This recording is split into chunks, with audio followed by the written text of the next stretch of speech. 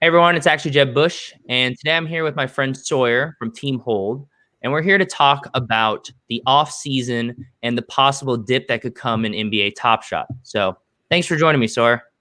Hey, thanks for having me on, actually, Jeb Bush. Pleasure to join in on this conversation with you. This is something that the entire community has been talking about, inching towards the off season.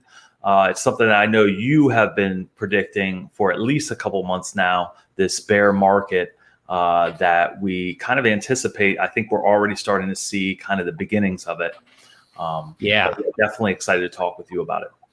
Yeah, so kind of going off that, it is kind of crazy that we haven't even reached the finals and we're kind of seeing a bit of a dramatic dip across the board. So much so that even some of these like super elite top tier like moments like are not immune for the first time, which is kind of wild.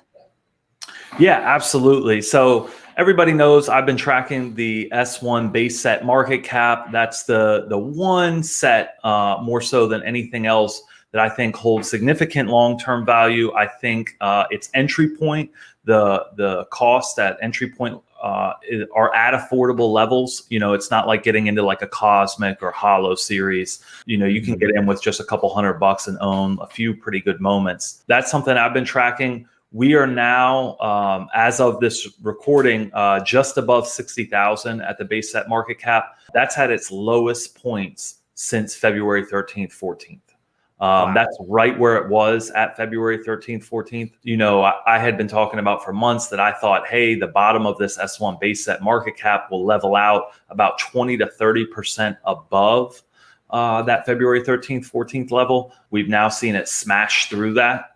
And like you said, it's starting to affect top tier moments. So the LeBron moments, Steph Curry, the Lukas, the Zions, you know, those superstars of the superstars. The lowest ask is starting to drop. And you're even seeing it in the mid-level and then even the lower level players. I think the S1 base set floor right now is about $24, $25.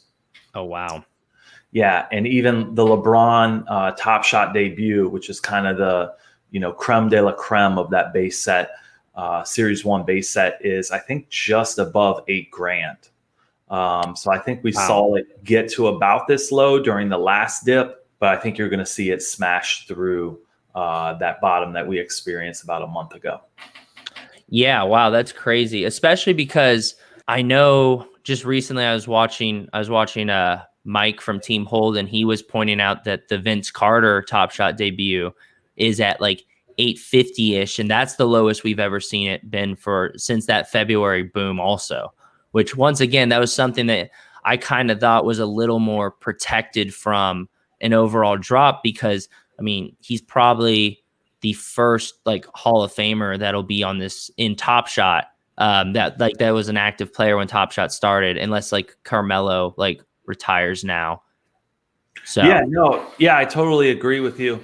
There were obviously, you know, there's certain moments, certain players that you would think, hey, these just hold significant inherent value because, like you said, Vince, that he'll probably be the first active player that was, you know, played during a season where Top Shot was a part of. So obviously last year, so he'll be the first, you know, Top Shot active player to be inducted into the Hall of Fame. Basketball Hall of Fame. He'll be a first balloter. And so you would think that there's just a certain floor built into a moment like that, that there's enough users out there that understand, hey, this thing's, you know, this is a unique circumstance that we'll have never seen before, which is a player getting inducted into the Hall of Fame who had a moment that was active during an actual series drop.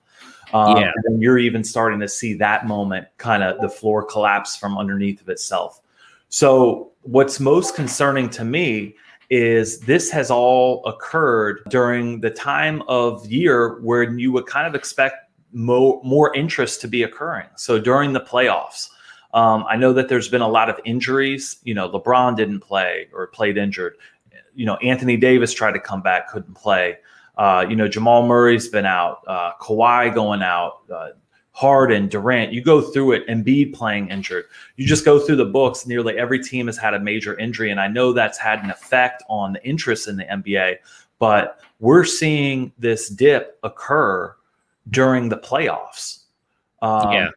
The other thing that's super concerning to me about, and I'd kind of like to know your take on this, is 3 weeks ago, or rather, it's almost a month ago, Top Shot kind of flipped the world, topsy-turvy, and they announced this updated collector score that, they were going to incentivize users with collector behavior profile. So, users that went all in on team sets, or, completed, series sets, or different things like that. And they said, hey, if your collector score is high enough, we're going to allow you access to these packs, right? Yeah.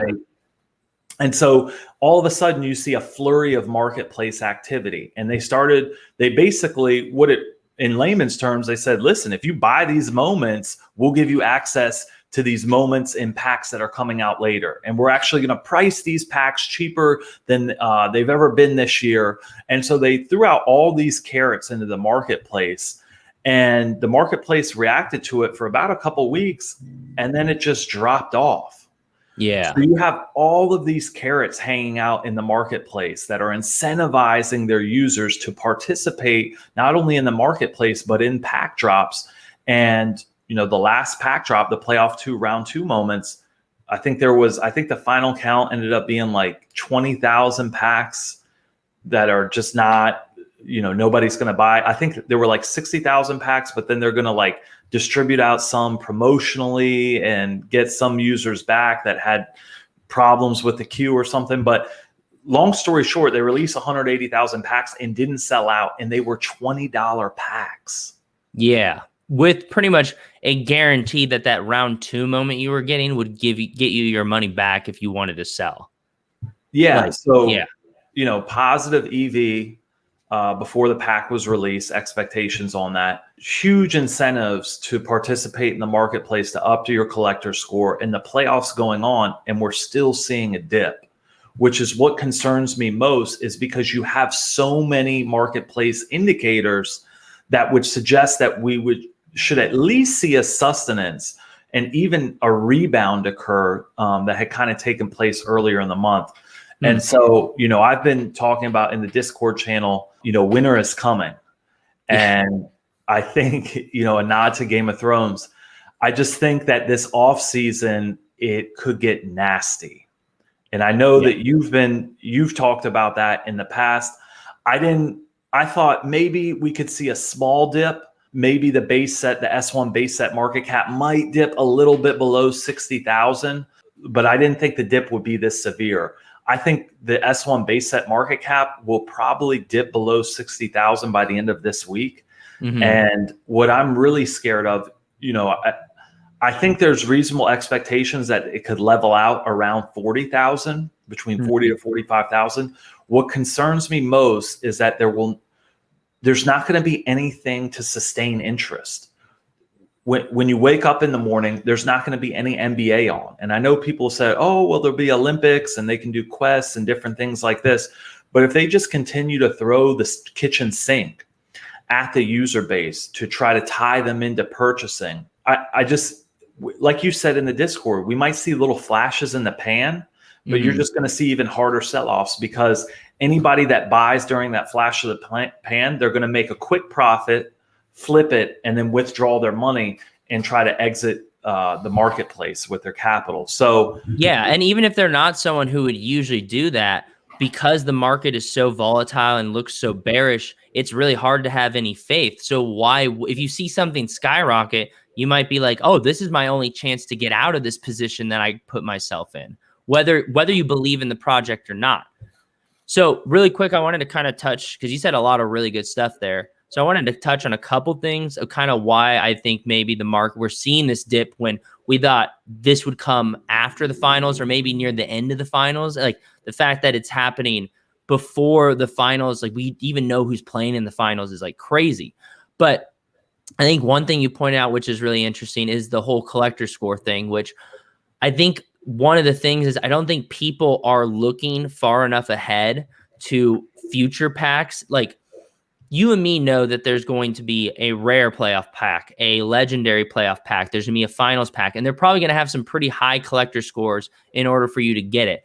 But I think the casual Top Shot user doesn't necessarily know that. While when the collector score update was announced, everyone knew the holo pack was coming. They had put out a YouTube video. They had done all this stuff. We knew the holo pack was coming, and we were just wondering, well, how much collector score is it going to be?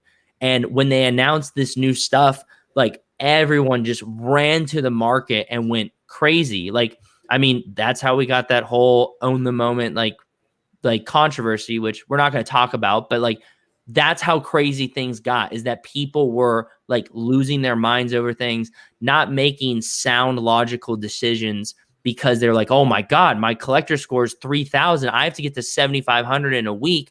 And if I don't buy now, the prices are only going to go up. Like, I have to buy now. And so I think we've seen a lot of that all kind of calm down. But I do think when a rare or a legendary pack comes, we're going to see another ramp up, which, like you kind of alluded to, it could be this flash in a pan, or it could kind of train users. Because I do think Top Shot, what they're trying to do is teach users certain behaviors. They're trying to say, hey, like, we don't want you to buy and dump at a loss. We want you to buy what you like, buy the team that you like, buy the players that you like, and like enjoy them and hold on to them like long term. Like, don't buy all this garbage so you can have a chance at a pack and then dump it at a loss. And I think so. Another thing too is I think one of the reasons we're seeing this dip is because of the whole stacking controversy, where I believe Jacob on Office Hours kind of alluded to that stacking players was no longer going to get you that team bonus. And a lot of people panicked because there were some people that had like 100 Chris Pauls, 100 Marcus Smarts, 100 Tyler Heroes, and they were banking on that team bonus and the points for each player they'd stacked. And so when that happens, someone's like, well, shoot, before like the sky falls, like before the bottom falls out of this moment, I need to dump 90% of them. Like, I love this Tyler Hero, but I don't want 100 of them if there's no utility for it. And you multiply that by a couple thousand people, which I think there was like around 9,000 people that were eligible for the last holo drop. You take 10% of those people thinking that way, and that can trigger a massive like drop because they're just undercutting themselves, or they're dropping 10 moments at a time on the marketplace. And people are seeing that and being like, oh my God, maybe this person's a whale. Why are they selling so many of the same moment? Like, why do I see his name 6 times out of the 10 lowest asks, like stuff like that. So I think that, unfortunately, because obviously Top Shot has since clarified things and said, hey, like for now we're keeping the stacking bonus. I think we're seeing we saw the exact opposite reaction of when they announced the collector score change. And they'll obviously announce another collector score change before the next, maybe not the next rare pack, but before the next legendary pack. That's for sure. We'll see a big announcement say, hey, here's another way to earn points. And that will cause the market to rise or fall as well. So I think that's a big problem for Top Shot is if they have to constantly stimulate the market with, these collector score incentives of tying collector score to the next pack drop. Yeah. And I get, it's very difficult because if they're using a fixed formula, which would make the most sense, people will game that, right? So that, you had talked about that with the stacking moments. And they kind of saw that, oh, wow, these people, somebody owns 100 CD Osmonds, or, these kind of random moments that nobody would otherwise own 100 CD Osmonds unless they're trying to game the system. And so I think they have a real problem with that, which is, how do we make this formula static so that people can't game it, but that it's still something worthwhile to attain? Yeah, and I think that just comes, I think you're totally right, first of all, but I think that just comes with kind of trial and error. I mean, people are smart. People are going to figure out how to game things. Like, people were figuring out bottlenecks. People were figuring out the cheapest team. Like, people weren't just like, oh, let me go buy my favorite team. And part of that also was because, like, I know for me, I tried originally, I think, to buy the Trailblazers because I was just kind of they're not my favorite team, but I was kind of excited, and I was like, oh, I like a lot of these players. I got a decent amount already. Like, I don't mind finishing this team. And I started to buy a couple, and then I was like, oh gosh darn it, the only John Collins available is like an MGLE. And I'm not really looking to drop a couple $100 for a small bonus on a player that I'm not the biggest fan of. And so I think we saw a lot of that where, I mean, even our friend Dustin in the Discord today was like, hey, is there any breakdown on like what players I need to own in order to get these bonuses? Because right now, if you click on the team on the collector score page, it just shows you the team on the marketplace. It doesn't, there's no breakdown on which players you need to own from which series and stuff like that. And I do think that's coming. I do think Top Shot will eventually, like, you'll click on that team and it'll say, here's the list of players you need, here's their available moments, you like, et cetera, which once again will make it more accessible to the everyday user. But right now, that's just not the case. And I think that's another reason why we're seeing people stacking, is because they're like, well, I don't have time to figure out which teams I can afford and which I can't. I know I have this team, so I'm just going to stack one moment on it so that way I can qualify. So I think it just comes down to Top Shot needs to have a little more foresight. And once again, they are kind of in a weird position, to like be fair to them, where they're like, oh, we have to release this holo pack, and we want to do the right thing and give like actual collectors and actual like real users the best opportunity to get this, instead of bots or people that just have an account to try and like buy and flip real quick, which is good. But they're like, hey, we're dropping this pack at this date. Like, we can't necessarily develop this entire new feature. So we're going to have to do it in steps, and we're just going to have to release this step.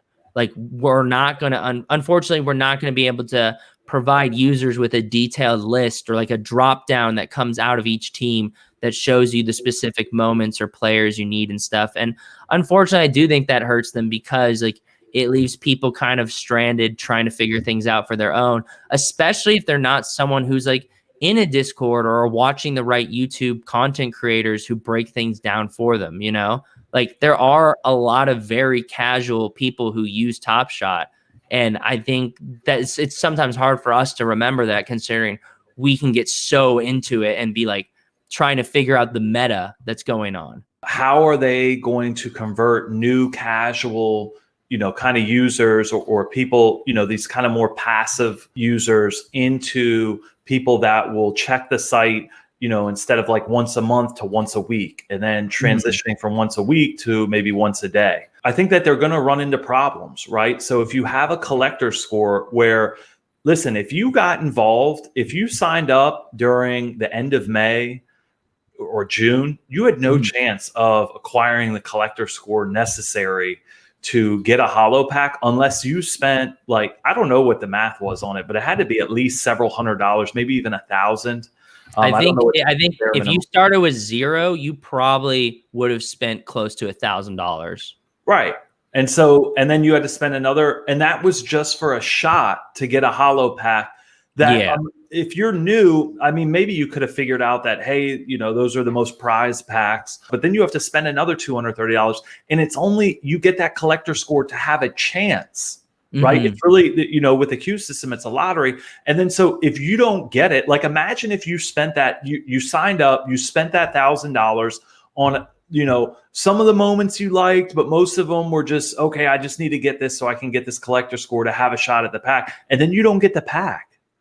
And you're left holding these moments, and then you're like, okay, well, maybe they'll appreciate, because I've seen some of them go up in value during the past week that I bought them. And then you wait and watch, and you check in with the site once a week, and you just start seeing everything tail off. Yeah. Why is anybody going to convert to an actual collector if they drop in $1,000 and 3 weeks later it's worth $750 and they didn't get the holo pack?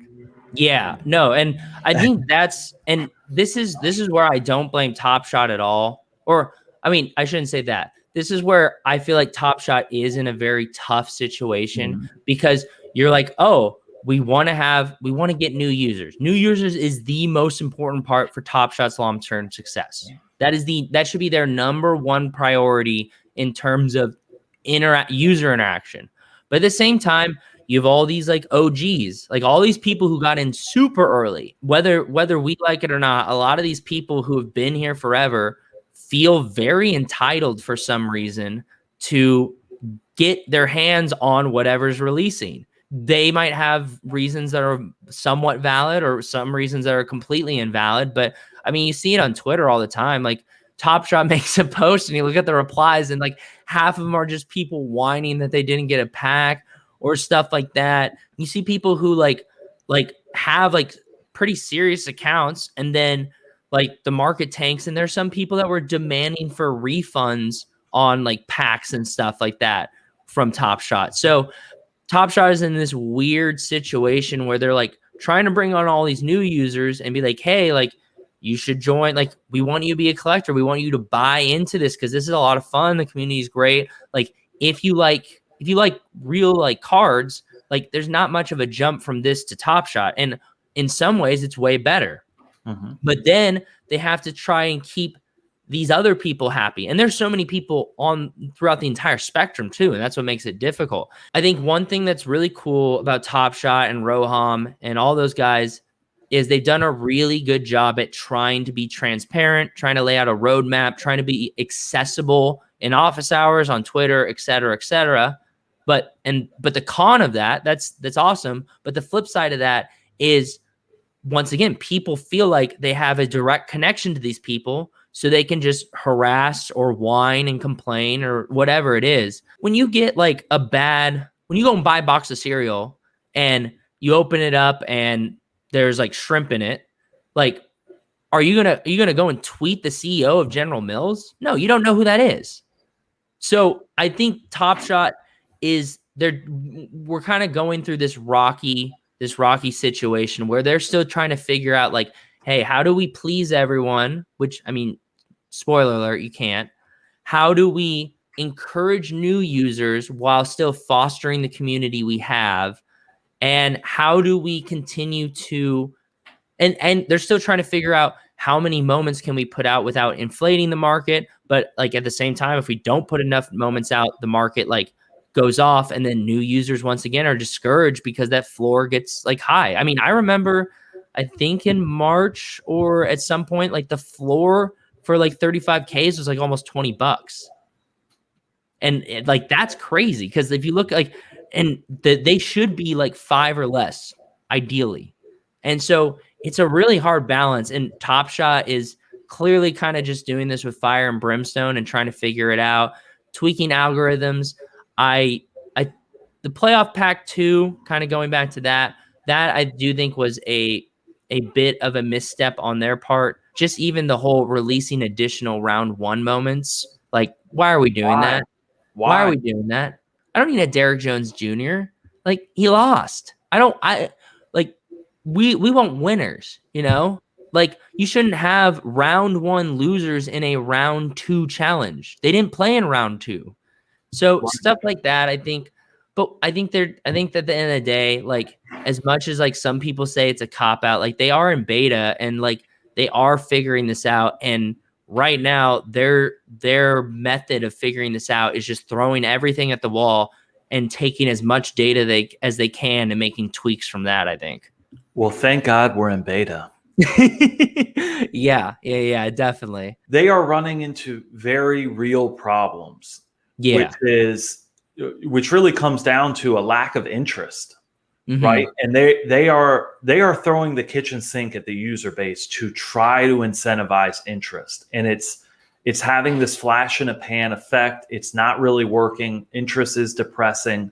They are, in any business, and Marcus Lemonis, who has a show on CNBC, he talks about this all the time, which is great businesses come down to people, product, and process. And so you see them hiring great people, right? And they're ramping up their hiring, and it looks like some really talented people are going to work for Dapper Labs. So you can kind of almost check that box, and they've got a great product, right? Yeah. I think anybody, when they first stumble upon the website, I don't think anybody looks at the interface and goes, oh, this is cheap or plasticky. I think everyone's actually really impressed with the cube and the highlight in there, and there's a little bit of music and the overall presentation of the product, they've got it, right? I think that's what we all like off just initial knee-jerk reaction, we all buy into. Hey, this is different. This is unlike anything I've seen, and this is cool, and I could see myself spending money on it. That all makes sense. Opening packs, there's nothing like it. Like, they do such a great job. It is so much fun every time, and you see that across such a diverse group of people who are opening packs, like on YouTube and Twitch and stuff like that. Right, and so that's starting to get into the process, right? Which is the experience that they're selling with their product, which is, hey, you can buy these moments, but they come in packs. And when you do a reveal, it's a whole experience, right?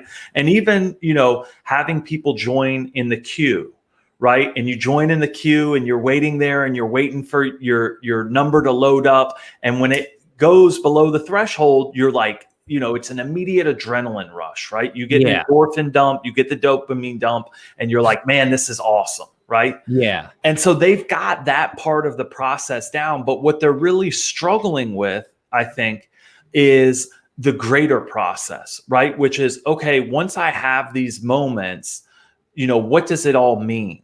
Right? And how do we create a marketplace and give it enough moments where people can trade on it daily or even hourly without saturating it? How do we make these moments relevant and important? And they're doing these different sets and inserts. I guess that's a translation from the card world.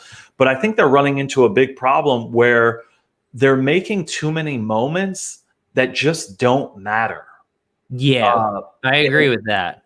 And somehow, because of the immediacy and newness of this marketplace, they're worth money. But listen, there are moments in the playoff series from this year that are not worth anything. Yeah. There's no long-term value to these at all, but they're trading right now for like $25-$30 for whatever reason. And I would even go so far as to say most of the playoff moments have no value. I don't know if I'm excited, if excited is the right word, but I am anticipating and somewhat looking forward to a price correction across the board during this bear market. If this all burned down to the ground and we restarted tomorrow and everything was set at zero, what would really hold value, right? So CD Osman doesn't hold any value at all. Like, why would I ever purchase that moment? But players like LeBron or Steph or Zion or Ja or Luka or Nico Mannion or Nico, right? the small one-man army market of Nico Mannion, right? So if this all burns down, right? What are the moments? You know, what kind of moments would you never spend money on again? And what kind of moments would hold value? And so I don't think that there will be I don't think we're near the point where moments are worth nothing at all, right?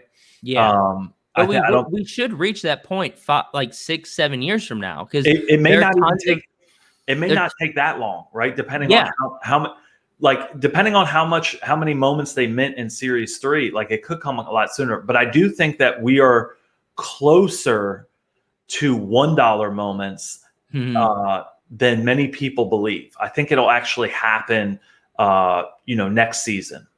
So you don't think it happens this offseason, but you think there's a good chance with the circulation bump?